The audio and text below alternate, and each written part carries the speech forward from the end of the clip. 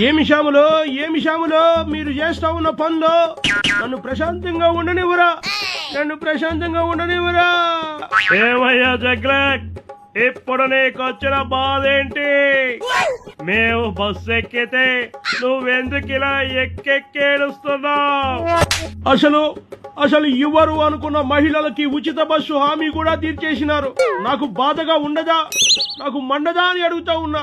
నలుగురు పచ్చగా ఉంటే చూసి వారలేని వాడివి, నీకా మాత్రం మండలేవయ్యా సైకోరెడ్డి. ఇదిగో పవను, మొత్తం నువ్వే చేసినావు. ఆ బాబుతో చేతులు కలిపే నన్ను అధపాతాళానికి తొక్కేస్తావా? అసలు అలా అవకాశం ఇచ్చిందే నువ్వు. ఆ రోజు ఉత్తిపుణ్యానికి మా బాబును జైల్లో వేశావు. నువ్వు చేసిన ఆ తప్పే నీ పతనానికి కారణమయ్యింది.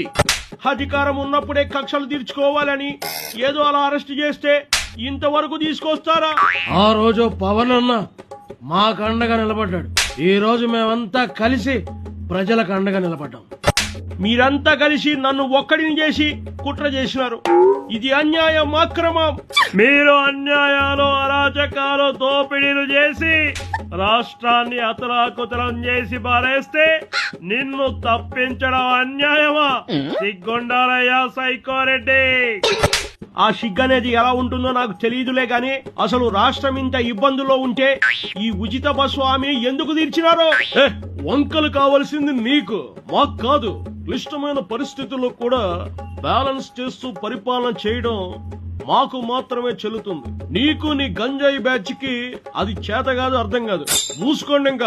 మూసుకోండి. ఇదిగో పవను, ఎక్కువ మాట్లాడుతూ ఉన్నావు. అయినా నేనేమన్నాను? రాష్ట్రం నష్టపోతా ఉంది, ఇప్పుడే ఎందుకు ఈ పథకాన్ని వదిలారు అన్నా. అది కూడా తప్పేనా? ఏయ్ తుగలక్ రెడ్డి, ఇప్పుడు బస్సు స్టీరింగ్ నా చేతుల్లో ఉంది. అయితే ఏమంటావయ్యా బాలయ్య? పెద్ద నీకే బస్సు నడపడం వచ్చు అన్నట్లు ఓ తెగ తిప్పేస్తా ఉన్నావు స్టీరింగ్. ఏయ్, ఒకడు నా బస్సుకి ఎదురొచ్చినా వాడికే రిస్క్, నా బస్సు వాడికి ఎదురొచ్చినా వాడికే రిస్క్. తొక్కి పడేస్తా. అలాగే అనుకుని అక్కడ ఉన్న వాళ్ళంతా ప్రాణాలు అరచేతిలో పెట్టుకున్నారు. అంత సీన్ లేదు. మా బాలయ్య మావయ్య సూపర్ డ్రైవర్. బస్సులు, లారీలే కాదు, ఆయనకు అవకాశం ఇస్తే ట్రైన్లు, హెలికాప్టర్లు కూడా నడిపేస్తాడు. అబ్బో, నీ మామను బాగానే పొగుడుతా ఉన్నావు లేవయ్యా. ముందు నీకు సైకిల్ తొక్కడం వచ్చా అని అడుగుతా ఉన్నా.